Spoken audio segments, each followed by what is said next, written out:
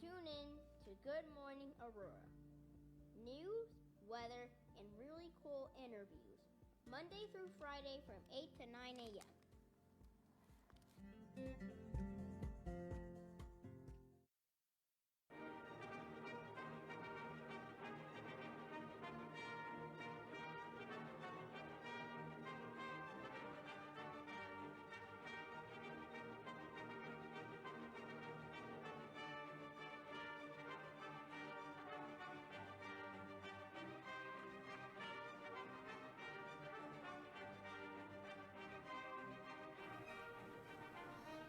Good morning, Aurora. Good morning, Aurora. Good morning, Aurora. The time is 7:59 a.m. You are listening to and watching Good Morning Aurora, the second largest city's first daily news podcast. It's Monday, the 28th, right? Cyber Monday, right? That's what it is? Yeah, it's the 28th.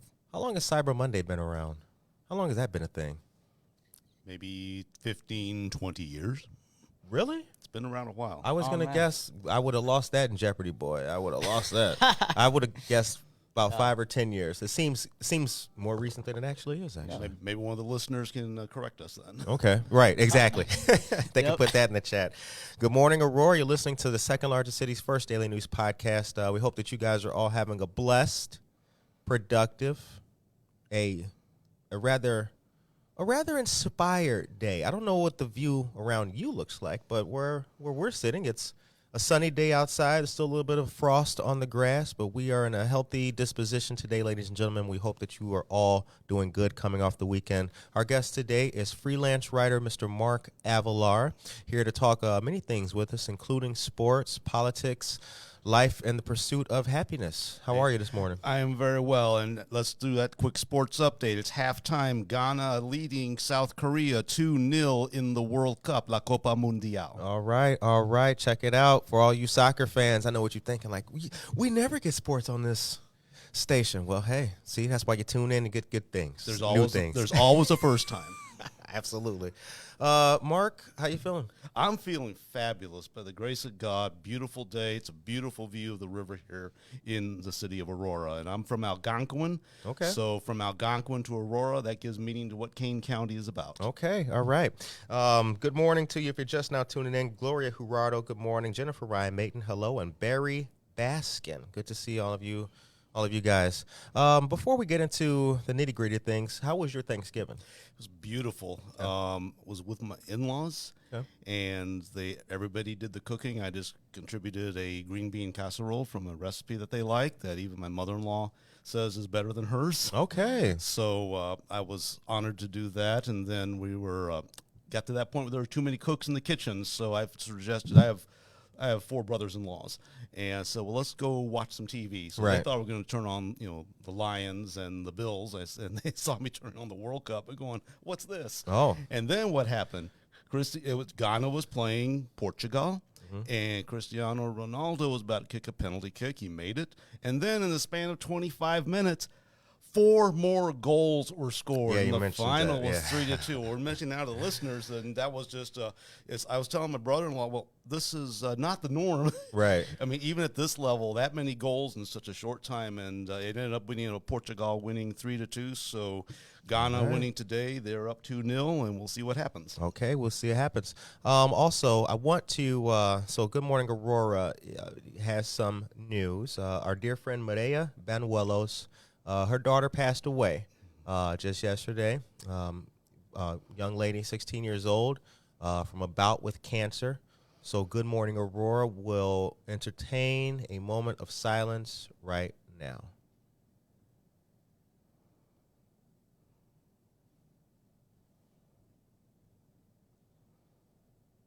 All right, time is 8:03 a.m. Valeria, good morning to you. Good morning, Aurora. Hope you have a blessed weekend today. A nice weekend, a blessed day today. Amen. Amen for that. Okay, so you are a freelance writer. Correct. Okay. How long you been a freelance writer, sir? It's gotten later into life, and I became this. Been doing it regularly now for a little over 3 years now. Okay. Time flies, and I started out as a volunteer at an established blog up in the north end, up in McHenry County, called McHenry County Blog, former State Representative Cal Skinner's blog, which he's had in place since '05. So it's an established blog, an established news source, and I just started supplying federal issues, and I started tracking what was going on in the 116th Congress. Okay. And so when certain legislation came up, and God provided me the tools, like for instance, there's this outfit out in the West Coast called California Target Book, and they have a terrific grid of how votes are recorded in the House. Okay. And we had several freshman representatives at the time with Lauren Underwood as well as Sean Casten. So how are they voting? And it added a different way of communicating how votes are taken. You see the reds and the blues, and you see the blues are all yay and the reds are all no, so you can know it's a party line vote, but you see the colors mixed too. So we added that insight, started trying to make sense of federal issues. Colors mixed being like the bipartisan votes on Correct. issues. Okay. Correct. So when and then this continued into the 117th Congress, and I started doing writing for different publications, and I left the McHenry County Blog back in July. Okay. And right after the primary, I'm also doing some things locally in addition to being a writer. Some of my freelancing work also includes analytics. Okay. I played a direct role in the Kane County Board's reapportionment last year with the census data, and I also did this up in McHenry County for McHenry County because Algonquin's in both communities, in both counties. Okay. So I didn't like seeing my village split into 3 different districts up in McHenry. With the census data and talking to the demographer who was working there, we were able to convince them, and I had the only citizens input amendment in McHenry County, and then by the grace of God in Kane County, I repeated that feat, so I also had the only amendment for Kane County's redistricting for the 24 districts. Up in McHenry, they went from a 24-member county board to an 18-member in one redistricting, which is kind of unusual. Right. I know Will County, I know part of Aurora's in Will County. Will County just implemented that this year, going from 26 board members down to 22. So then the election results, Will County elected an equally divided county board. So for those unfamiliar, what is reapportionment, and it's tied in after the census, and its importance after the census? Correct. It's important for redistricting, and we hear the reapportionment at the national level for the U.S. House of Representatives. We have 435 House members. Each state's guaranteed 1 member, and then based on population and growth, states are reapportioned their representatives. So, for instance, Illinois had 18 House districts from 2010 through 2020. And then because the population went down a little bit in the census, we lost a House seat. So we went from 18 House districts to 17 House districts.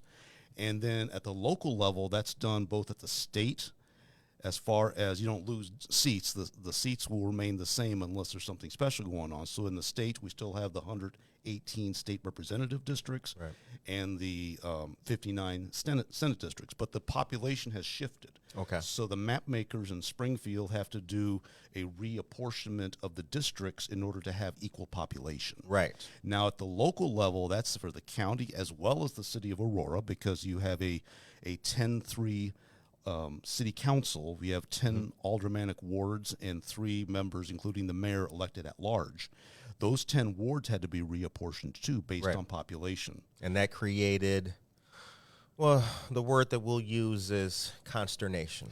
Yes, that created consternation at our city council meetings, and I was watching those quite intently. Yes, and of course there was the controversy over the Aurora census count. I mean, people expected Aurora to go over 200,000. You went down to 180,000, and that also created some consternation at the county board because City of Aurora County Board District, you had about 8 districts, and then now you're down to 7, and there had to be some pretty creative map drawing to keep them equal. The good news is at Kane County, they did do that. Now, Kane County is a single-member district county board.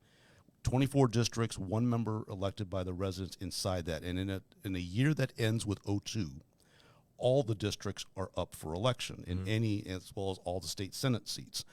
Then there's staggered terms for the rest of the decade. Okay. So in Kane County, you had a single member district. The board numbers did not go down as far as still 24 members. But in Will County, which is also part of Aurora, you had a reduction of members. They went from 13 multi-member districts with 2 members per district, and they reduced it down to 11 districts with 2 members in it. So they went from 26 members to 22 members. Mm-hmm. And it was already a 14 to 12 board Democrat control going in. Now it's an 11-11 board based on the most recent Will County clerk numbers. And so you have an evenly divided board in Will County. Kane County elected 16 Democrats, 8 Republicans. The Democrats flipped 3 seats in the Tri-Cities, mm-hmm. 1 in St. Charles, 1 in Batavia, and 1 in Geneva. And so now the board here in Kane County is a 16-8 Democrat control with a Democrat-elected chair. Right. So, and the redistricting had a huge development on the on Batavia and St. Charles and everything like that. Folks knocking on doors who had never knocked on them before, new signs that had never been in the area and that kind of thing. Just on a social level, do you think people are more tuned into politics now than they have been, or do you think people are tuning out because of the noise and the rhetoric? I mean, there's the learning going on, mm-hmm. right? There's a learning aspect of it, which is always refreshing, but is some of the negativity drawing people away from these issues and caring? I believe that you have both. Hold on a second. What's up? Okay, good. All right. Gabriel Bradford, ladies and gentlemen, he was getting his chops on the mic, so forgive us. Okay. So, but I would say a little bit of both, because you have more attention drawn, but some of that attention is superficial. Okay. It's superficial because campaigns are trying to adapt to this. So, for instance, nationwide, the Republicans were expected to have this red tidal wave, red tsunami, because of inflation and the border, the southern border, as well as just the general unpopularity of the president. Correct. But then what happened was that's not what turned out. I mean, the House was flipped, mm-hmm. but by the slimmest of majorities, it just flipped. It's like a mirror image of the 117th. Now it's 222 Republicans and 213 Democrats. Mm-hmm. No seats were flipped in Illinois except for the open 13th district. Yet in the Senate, the most the Republicans can have is a 50-50, depending on what happens in Georgia next week. Okay. So it's a matter of people are looking at important things, but they're not looking at in-depth into the issues. And that's what I tried to establish with the policy input. So, for instance, when a good example is the southern border crisis. In one of my articles earlier this summer, people were thinking, well, because the governor was saying, well, Texas is sending us governor of Texas is sending all these migrants to the city of Chicago.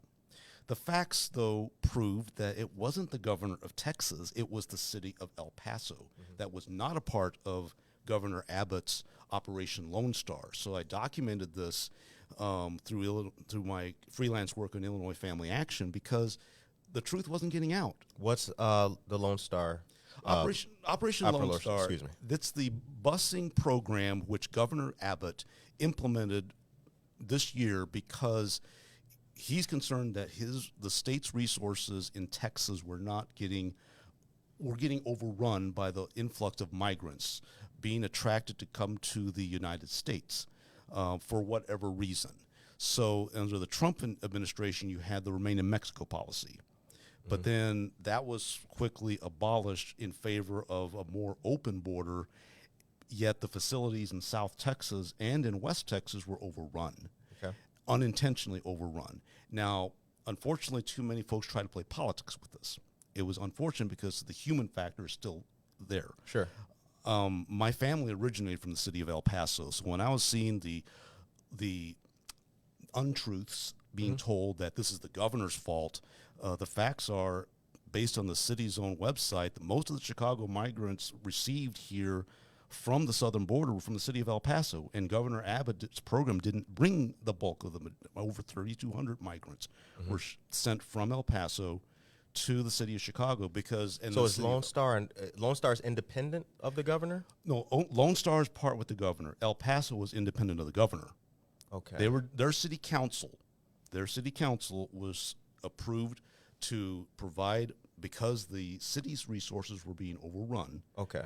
and you had migrants sleeping on the streets in tents, especially in Texas. In West Texas, I don't know if you're familiar with West Texas, it's a very desert environment. Yep. And at one point, Fort Bliss, which is just outside El Paso, had over 4,500 unaccompanied children for sheltering. So the city of El Paso and Fort Bliss did everything they could, and everything now included sending migrants to both New York City, and they sent more to New York City than they brought to Chicago. But it was the city of El Paso, not Governor Abbott. But we heard calls, and actually a couple of the local mainstream media, the Sun-Times, or actually it was Cranes, were saying, wait a minute, time out, Mayor Lightfoot. It's the city of El Paso sending the bulk of the migrants. Now, because of a rules change last month by the Biden administration to only send sponsored migrants into the United States, El Paso eventually closed that program. Sponsored migrants being these migrants have a place to go in the United States. So they have family members or relatives within. Okay. Correct. So El Paso ended up within a week of that implementation by the Biden administration closing their migrant transport. So they haven't sent any migrants out since mid-October. I'm curious, though. What good could come about busing migrants anywhere? Asylum seekers are looking, they need a fair hearing under our laws. Sure. So, but you can't just have the border cities, and overrun was not an exaggeration with what was happening from August into October in El Paso. No, I get it, but I mean, if a busload of migrants came to Aurora, what benefit could it be to ship them to Oakbrook, though? Well, that's a different topic that's upon arrival. well, it is, but it's within the. I think it's within the wheelhouse. I mean, I get the. Here's the thing. I get the. How could I put it? I get the abundance of new arrivals overwhelming a system, whether it be healthcare, water, infrastructure, transportation, and health.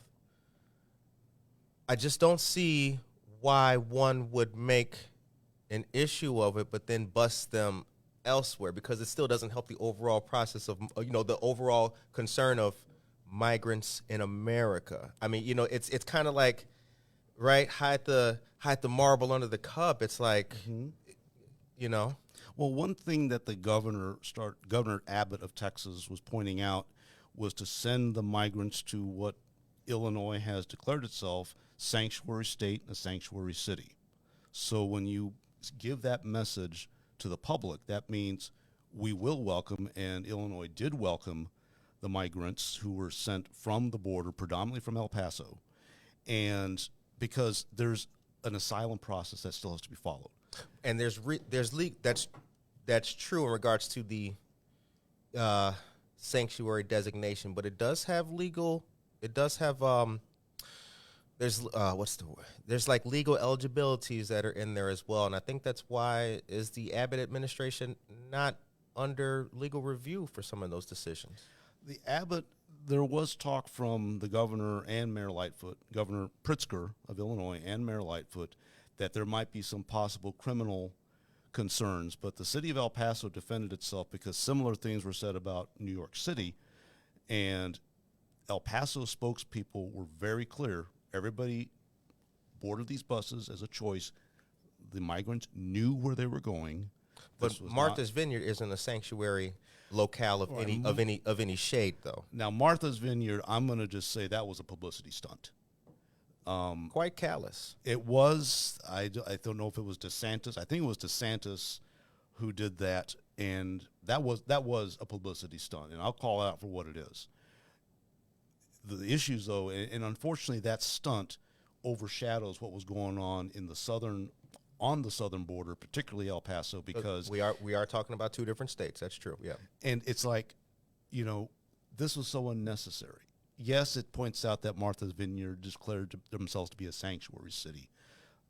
Now you're using people as pawns, and that's wrong. It doesn't matter, and it's not a red or a blue issue.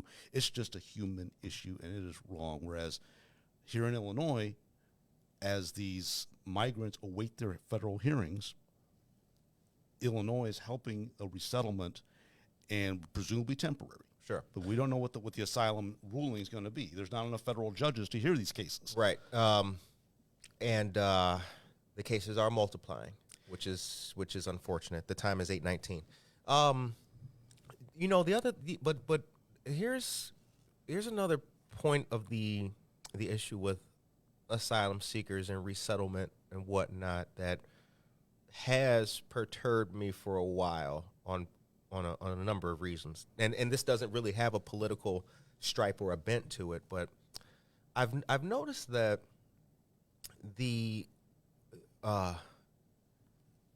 when it comes to the resettlement issue and the border and what have you, there seems to be a conflation of two different issues. One is that it's the drawdown of services, it's the overwhelming of our resources. And then the issue of drugs. Now, not every drug is coming through the southern border, and the people who are being detained because of drug trafficking are different than, the people who are in the deserts and things like that and coming through, the people with, the men, women, and children, the elderly, and what have you. How do you think those two issues got thrown in the same in the same kind of bin? Because the data is there to show the type of individuals who are trafficking drugs. That's where I started out a little bit earlier saying there's more attention, but some of it's superficial. Okay. Superficial being things are mixed in, and you're not having enough discernment on what policies could be successful to solve the problem. Right. Some will say, well, just shut the border. That's neither here nor there. That's just talk. Yet, I had a very interesting exchange with a very learned lady out of Las Vegas through social media, and I said, well, okay, people were talking about the border during the campaign. What were the solutions being proposed, apart from just Biden's policies bad? So I pulled out something that I remember reading about that was filed earlier this year called the Dignity Act. It's Congresswoman Maria Salazar out of South Florida had filed it.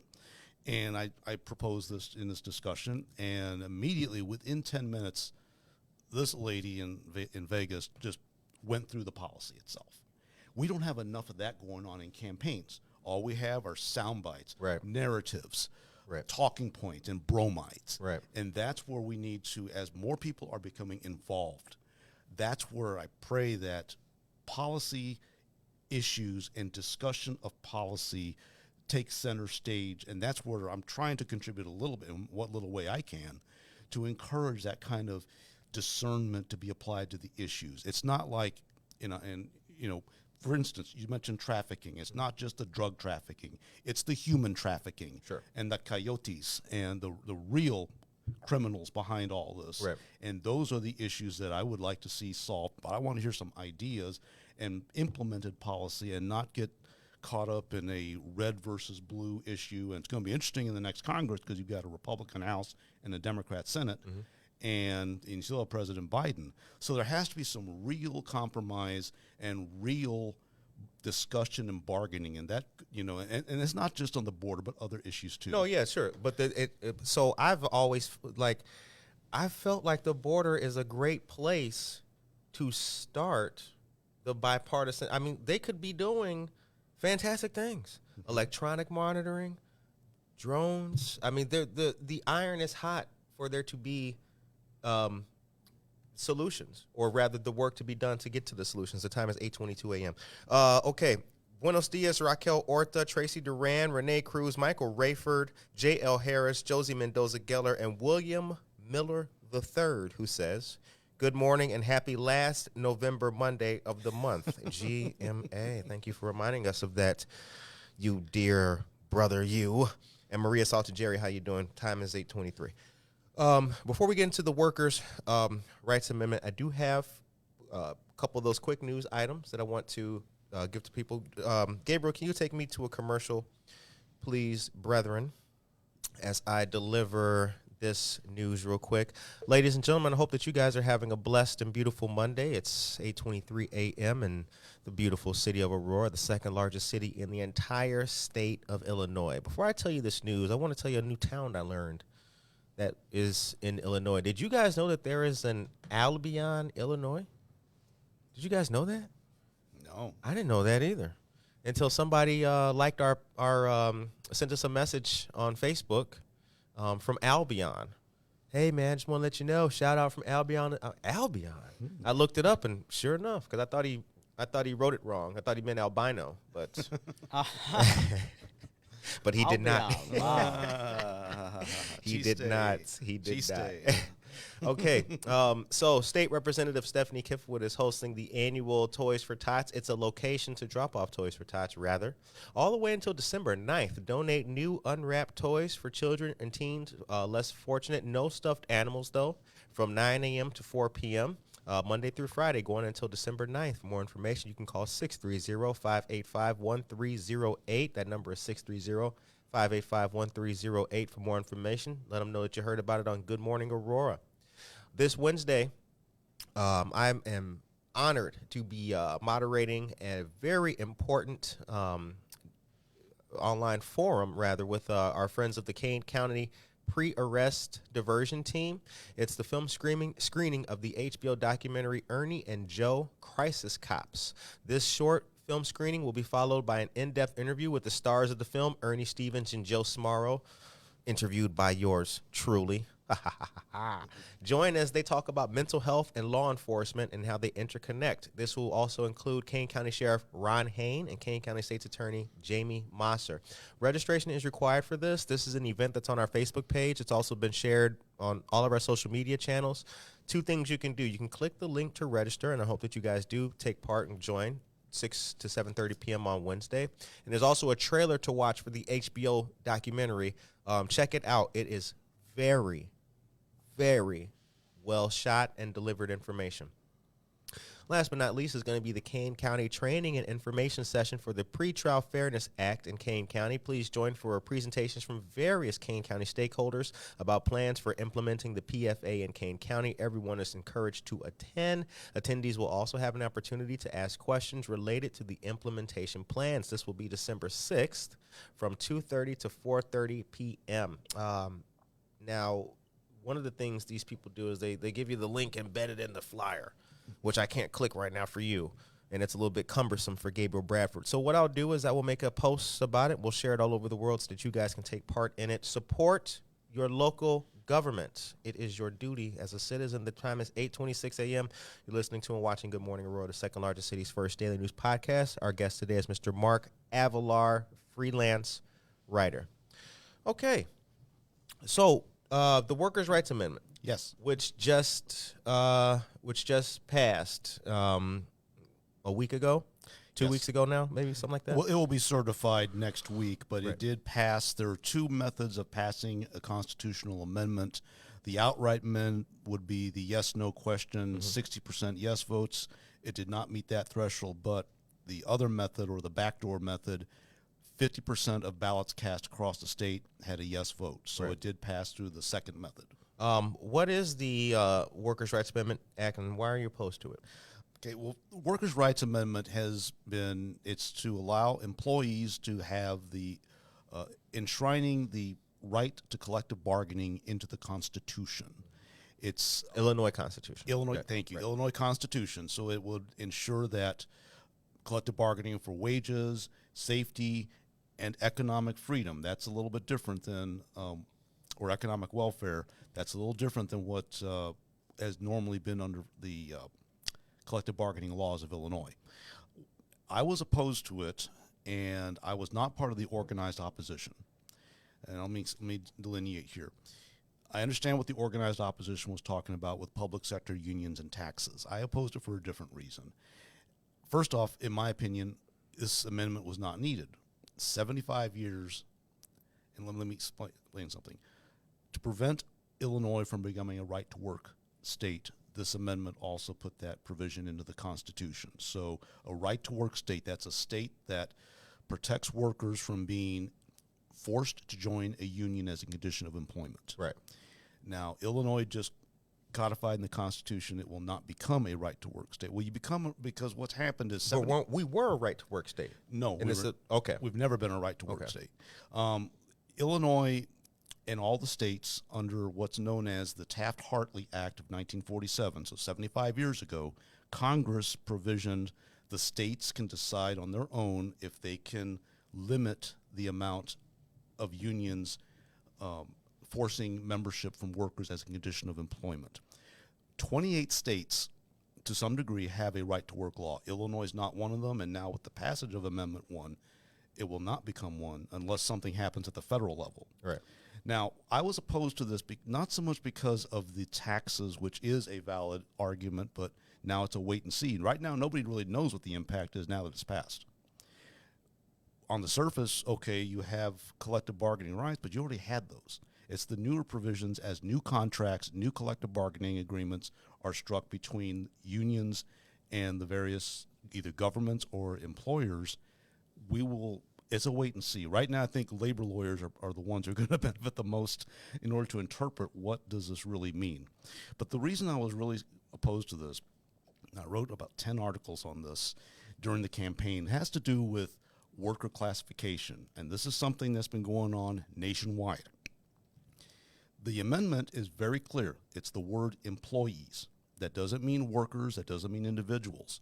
So under the labor law, you have to be classified as an employee. You have to be a W-2 employee as opposed to a 1099 independent contractor. Now, I am a 1099 independent contractor myself. So some states have tried to, through the state level, to force 1099s to become W-2s, which would make them eligible for union membership, particularly California 3 years ago. And honestly, it was a disaster. No growth in union membership, and many independent contractors who the legislators thought would have clients who would hire them as employees, those employers did not hire them. They just simply didn't use them. Mm-hmm. So you had livelihoods, be it, and many people try to think, well, this is Lyft or this is Uber, ride hailing or delivery drivers, Grubhub, Instacart, DoorDash. No, it's much more. Nationwide, there's an estimated 59 million independent contractors. Mm-hmm. 59 million. And since the Obama administration, there's been a push to try to end the 1099 workers model and try to bring everybody into W-2 employment into a union. And we mentioned Washington.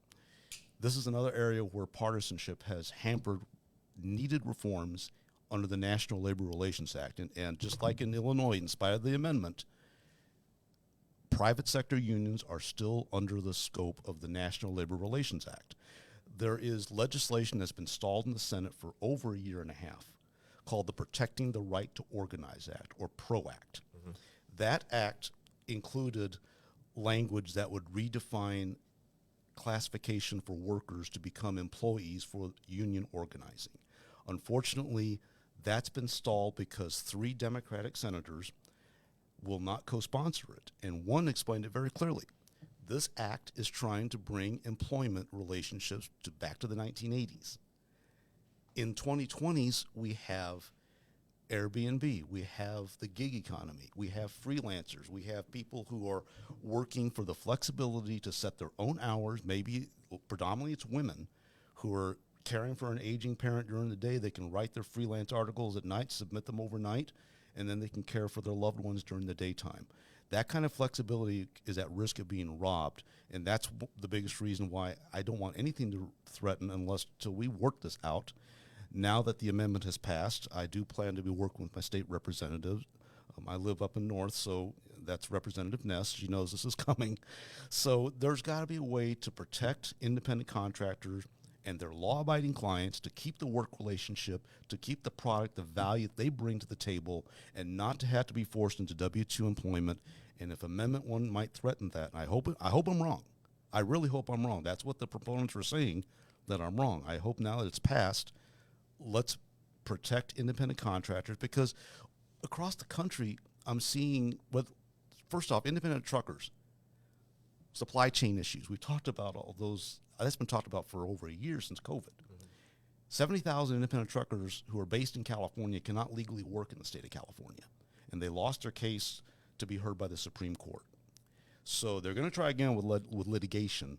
Yet you have a supply chain problem. You have truckers who are willing to work, but now because of a bad law to reclassify independent contractors to employees, you're holding up the supply chain. And that could also happen with more people who are out of work. I mean, some civil rights leaders during a California campaign for an initiative to keep this, to give ride-hailing companies an exemption. Some came out. I mean, Dr. Benjamin Chavis. I don't know if you're familiar with him. He was his language is plain spoken, and he's saying you're choking up entrepreneurship with this kind of a law. And I'm hoping that here in Illinois, we're going to show Midwestern sensibility and common sense. And even with Washington and their deadlocked PRO Act legislation, let's do it right in Illinois. Two things. One is the perceived threat or potential threat to independent contractors. And the second was an issue of raising taxes, both of which I don't think the opposition showed effectively to that with this amendment. And I think that those are kind of the two things when I was looking, because I did have this ready to print out. Actually, Gabriel, give me that phone real quick. Yeah, that one right there.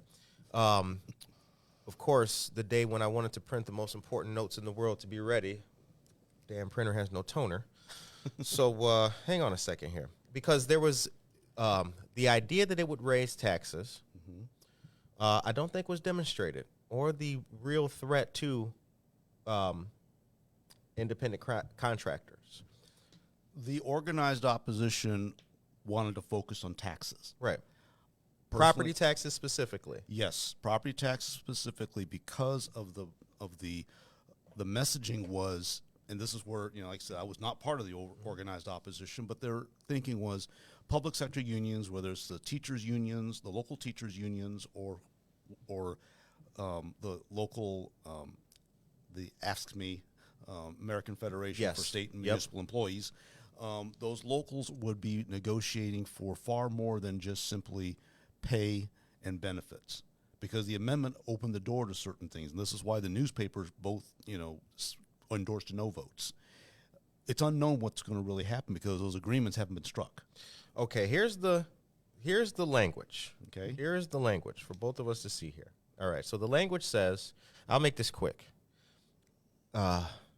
Employees shall have the fundamental right to organize and to bargain collectively through representatives of their own choosing for the purpose of negotiating wages, hours, and working conditions, and to protect their economic welfare and safety at work. No law shall be passed that interferes with, negates, or diminishes the right of employees to organize and bargain collectively over their wages, hours, and other terms and conditions of employment and workplace safety, including any law or ordinance that prohibits the execution or application of agreements between employers and labor organizations that represent employees requiring membership in an organization as a condition of employment. Now, the legalese of that, I will grant you, sir, is quite robust, okay, which happens in law, in legislation. But it's supported by the Associated Firefighters of Illinois, the AFL-CIO, Chicago Laborers District Council, Teachers Union, Illinois Federation of Teachers, the Illinois Pipe Trades Association, and the SEIU Healthcare Illinois and Indiana. What could they have possibly gotten wrong? Why would they vote for something that could have those potential pitfalls? Because I can speak to the latter part concerning the pitfall of worker classification, because I see what's happening on the national level and what happened in California. Right. So that first word, employees, in labor law, that means W-2. You're either a W-2 or 1099. Certainly. So 1099 is not eligible because the National Labor Relations Act is very clear. It was specifically says independent contractors cannot participate in collective bargaining. Right. So it's only for W-2s right now. Now, would Illinois try to do a California? Hopefully Illinois leaders will learn California didn't turn out the way it was quite expected to turn out. And there's different industries though too in California that we don't have, and the latter, and they don't have too. So there could be a lot of things that we would not follow in their method, in their model. That's true. Well, let's look at what you have. Truckers all across the country. It's true. Truckers, independent truckers, and many of them, some of them actually ran for Congress, and some ran for Congress in other states. This is a threat to them, because if it's done the right way, let me give an example.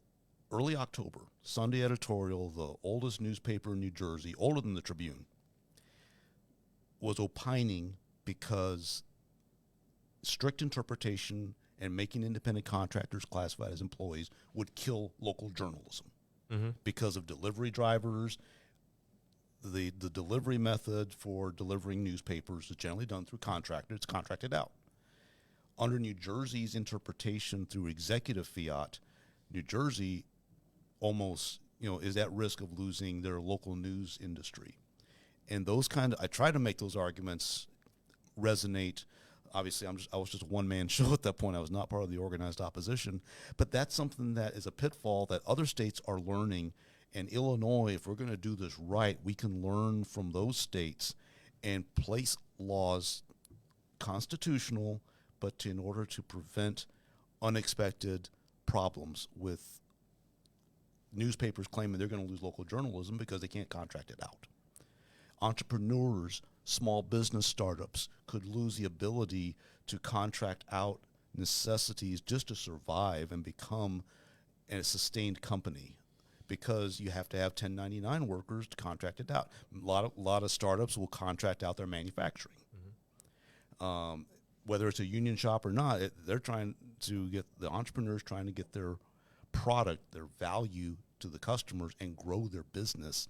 And if legislatively Illinois goes down a dark path where we're not a good place to do business, that's going to see the result of more people leaving, and those who are left behind are going to be paying even higher taxes, not even the property taxes that could be a result of teachers of local governments raising taxes. To that point, the time is 8:41. Because this is another thing too that we hear a lot about, businesses leaving. Google just came to our great state, and Chicago of all places. If we're so bad for business, why so many great companies coming? Caterpillar left. It's up to the businesses. But Caterpillar leaving was not due to shoddy business practice in Illinois. That was a way to save money by moving production to. Right, but there are also headquarters jobs being moved to suburban Dallas, Irving to be specific. And to be fair, I don't want to be the guy on the radio support who's advocating for your job being lost. So I want to be the guest. Just to cut the mustard for that. I grew up.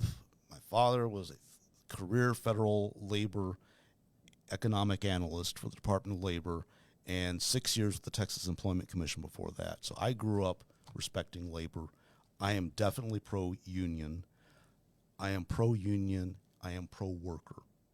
So when we look at economic opportunities from just a simple geographic standpoint, Chicago, transportation hub. Chicago with the railways and with the highways, and even up where I'm at in Algonquin, right now everybody's putting in large distribution centers in order to support the supply chain. And there are at least 3 proposals up in my end of the county and one's causing controversy, because people know that for businesses to thrive, the supply chain must be domestically based, not from overseas. Mm-hmm. So businesses are starting to trend that way, and as long as we can keep, and this is the way it was sold in Algonquin, in my hometown, good paying union jobs, and the village government worked to ensure that we can build this with a tax increment financing district to deal with flooding and build these jobs. And it's a 17-year agreement. And local governments I know the city of Aurora is doing some things here too to entice businesses. Yet if the tax component becomes too high, and it's not just on the rich, but it's on all, the middle class, then the opportunities for employers to attract that talent could be lost, and that is a real risk. Understood. Time is 8:43 a.m. Good morning to you, J.L. Harris. How you doing? Good morning, A-Town, at Michael Rayford Media, hashtag How Money Works. Good to see you, sir. Twitter. Yes. How do you find the jousting on Twitter that you do? What do you think about it? How is it helping to facilitate discussion? I think it does, although I have to take a discerning point of view of this. I was mentioning yesterday with this Las Vegas freelance writer who knows policy. And inside 20 minutes, and she didn't have to write a position paper, all she had to do was look up the legislation, and she quickly and efficiently communicated the good and the bad of the Salazar legislation I mentioned earlier. Mm-hmm.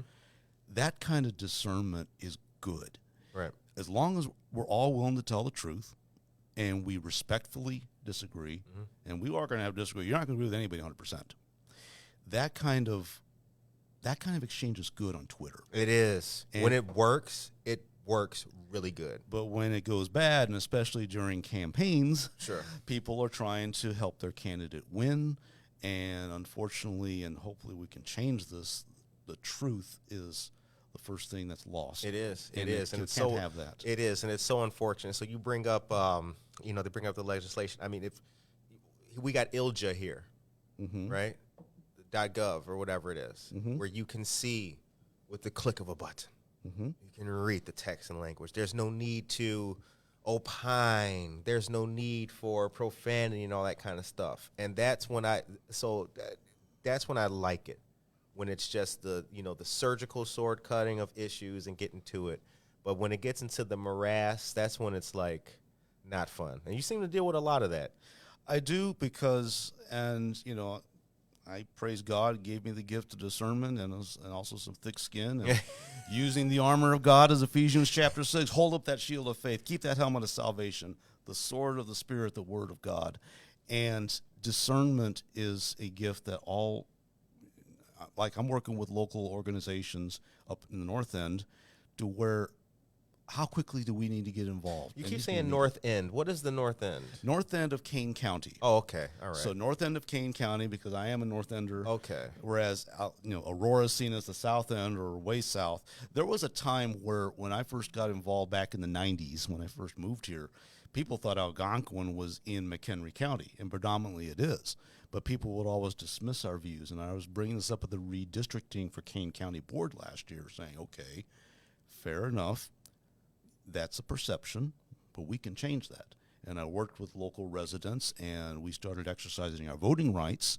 And our Kane County Board representative is going to be going into the 13th year now, will be an Algonquin resident, even though it's a shared district with Carpentersville. So we've elected 2 consistent county board members from the 2010 election through 2022. Republican or Democrat, it doesn't matter, because it does have an emphasis though into the county forest preserve. As people may know, the county board members double as forest preserve district commissioners here in Kane County.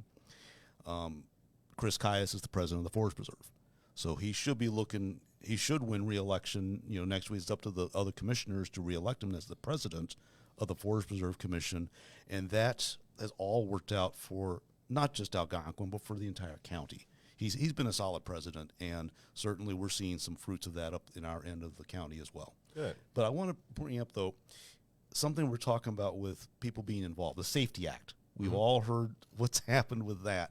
And it was brought up at a meeting about a week ago, and I had to bring up, okay, well, we first started hearing all the issues that went into the election back in early July when the Will County State's Attorney and the DuPage County State's Attorney, I know Aurora's in both, July 4th rally, and then a week later, he was on News Nation. So I spoke before the county board saying we need to listen to what's going on here, and if you're facing budget issues, you need to do something. And Jamie was Moss, facing the budget issues. Kane County, because okay. we're a pilot okay. site. I got you. And right now, and with the grace of God, early August, Jamie Mosser was attending the same executive committee meeting I was attending, and I asked her, what can we do? And one thing I started working with my own state representative, Suzanne Ness, she just won re-election, is we got to make sure the prosecutors are at the table of any trailer bills. And Mosser, as well as Berlin and DuPage and 2 downstate state's attorneys, are at the table. Now, are we going to see some fruit of that this week, in the last week of the veto session? To be determined.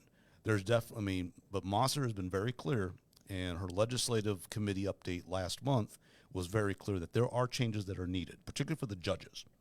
Not so much with ending cash bail, but with what is a detainable offense, as well as what it seems that different states' attorneys have different interpretations of.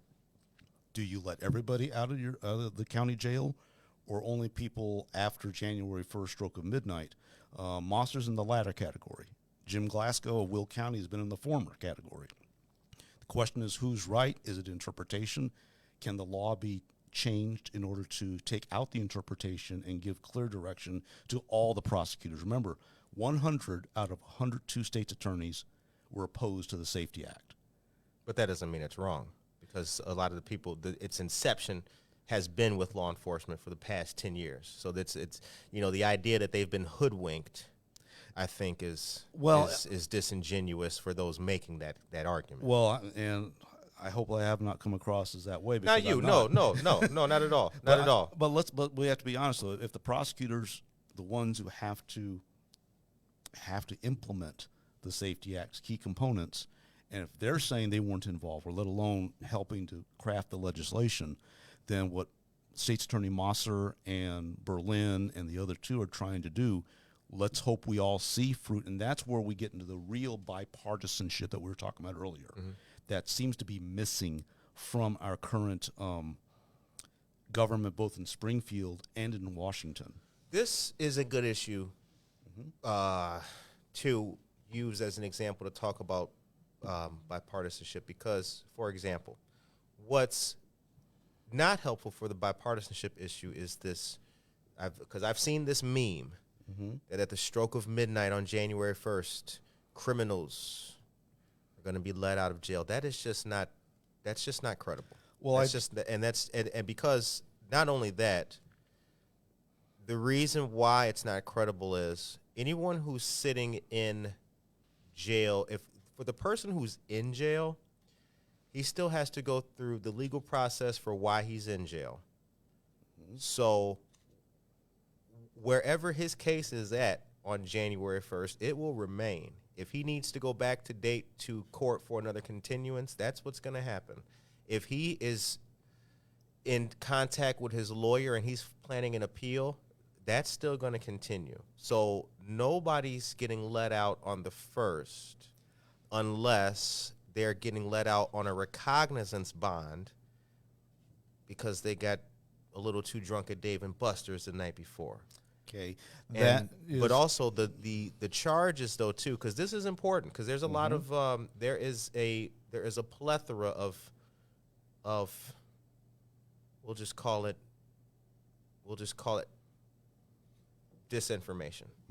There is a plethora of that going on precisely because of the ambiguity that exists in the legislative process that's being undertaken with all these people. Plus, it's worth noting that for the Chicago state representative or who have you, he wouldn't be liaisoning with necessarily the Kendall County State's Attorney anyway.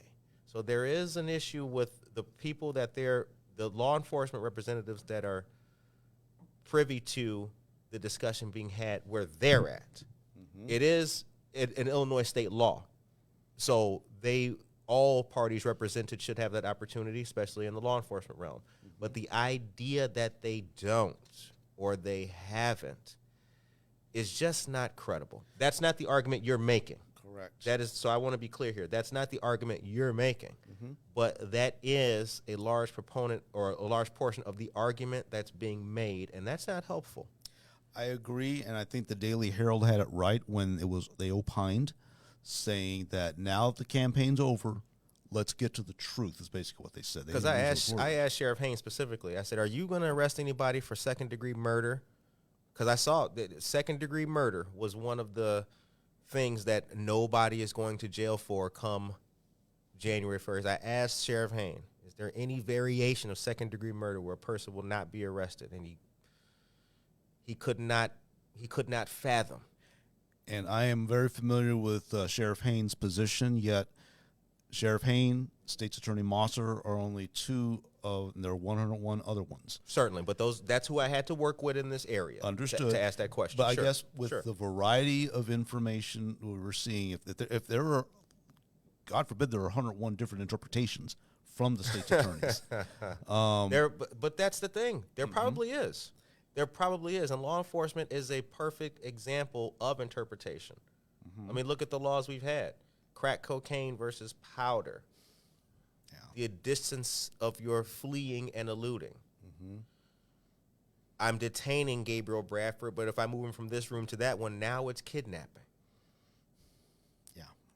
I think it's the ambiguity, and I don't want to get lost on this, but again, because I think this is the place where the iron is hot enough to strike to kind of build that relationship, that understanding, and that dialogue. Because it's the ambiguity that exists that allows for people with bad intentions to take that and add even the slightest little bit of doubt, which can cause chaos, fear, many things. Agreed, and yet with the election passed, though, but let's look, I'm trying to just, how could each of us set an example? Well, one, you taking advantage, like State Representative Ness had several coffees with the state rep during the summer and into the fall, including after all this started happening in July. And I'm sure the other state reps did too. She just happens to be mine. I took advantage of those, and I kept asking these questions. And State's Attorney Mosser, is she involved, or any of the state's attorneys directly involved? And I remember at one of the last ones I attended with Ness in Algonquin, she did say, "It's I can confirm State's Attorney Mosser is working with the appropriate Springfield contacts in order to get the trailer bill. What will be passed this week, we will know by Thursday." Right, yeah. So and again, I'm in it for the work being done. You know what I mean? That's what I know. Sausage making is a terrible process. I'm in it for that though. So I do like that, because just like, look, I got a 10-year-old. The thought that somebody could not go to jail for armed robbery, hey, I don't want that. The idea that a person could sign out on his own recognizance after aggravated discharge of a firearm, now, who would vote for that, I don't know, but you know, because the threat exists that it could potentially be true, I don't want that. So this is where I like to, as they say, to smoke out the issues, man, to beat the bushes and have that bird fly out so we can actually bag it, you know? And that's where we have to apply discernment guided by the truth, not one side's talking points or the other side's talking points. We got to apply discernment, and we need to put all of our elected officials to let them know, we as citizens. I was happy to see Ness's actions helping to get Mosser into the loop. Right. And Mosser has definitely taken her role to Springfield, and she appeared on several TV shows during October, and I think in September. She made it very clear. I mean, she even told the county board she could easily talk for hours on this, and she's read through this, and it's just she's been helping to get the truth out, and especially if some states' attorneys are thinking everybody's out of jail at the stroke of midnight, versus her. She made very clear her interpretation is going to be up until 11:59, December 31st. If you're incarcerated, you will stay incarcerated. Absolutely. Stroke of midnight, that's when the no cash bail of the Pretrial Fairness Act takes effect, unless there's a change. Now, Mosser did say she's trying to delay this by 6 months. Yeah. Now, whether she'll win that 6 months, we'll know by the end of the week. Sheriff Hain did say that upon being reelected, his number one priority is changes to the Safety Act. So the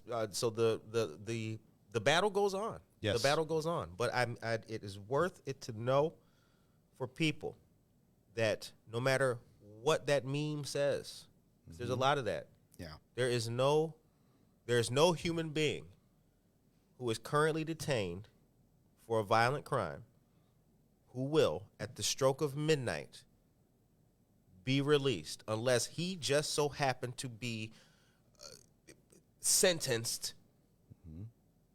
that day. Right. After his legal procedure. From jail, you're going to prison or you're going home. So it's just not feasible. It's just not feasible.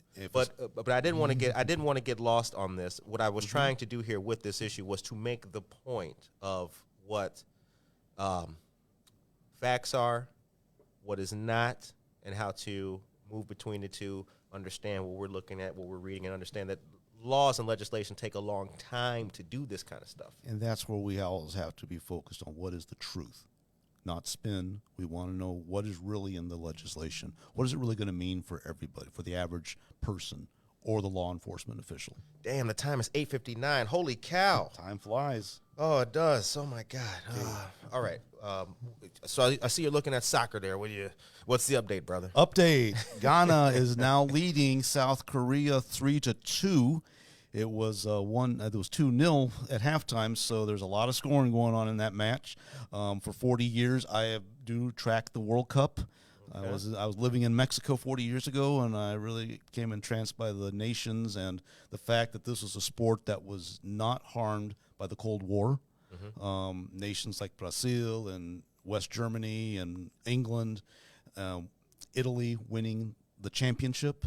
And it's coming to the United States in 4 years. Okay. As part of the tri-hosts of the United States, Mexico, and Canada. Mark, where were you born and raised? I was born in San Francisco. I was raised in suburban Dallas in Garland, Texas. Okay. And I've been in Illinois now for 30 years, by the grace of God. The time is 9:00 a.m. We took it all the way. Praise God. Do you think we saved the world today?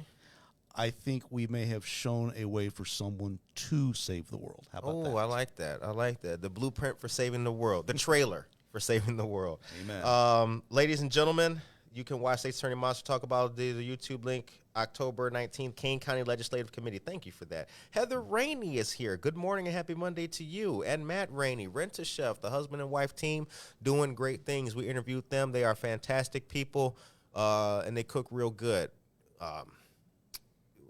He was telling us about this glaze that he does. I can't think about it. Listen to the episode. It was great. You will be hungry. The show ends on a positive note. Amen. What is your message today for the listeners out there? Message for the listeners, just as many candidates were saying, love God, love family, love country, in that order. All right. We hope that you guys enjoyed today's episode. We really enjoyed this conversation. Do not forget, ladies and gentlemen, to tune in tomorrow for Buenos Dias, Aurora. Got another great conversation for you. And Wednesday is going to be another special day. We're going to talk about a couple of things that we didn't get to today, specifically the article I just mentioned about priorities for the Safety Act coming up, and also new TIF district information for the City of Aurora's casino move to the Farnsworth Area 88 interchange. So tune in Wednesday for that. Be blessed and be highly motivated. And last but not least, take care of yourself and each other. Amen.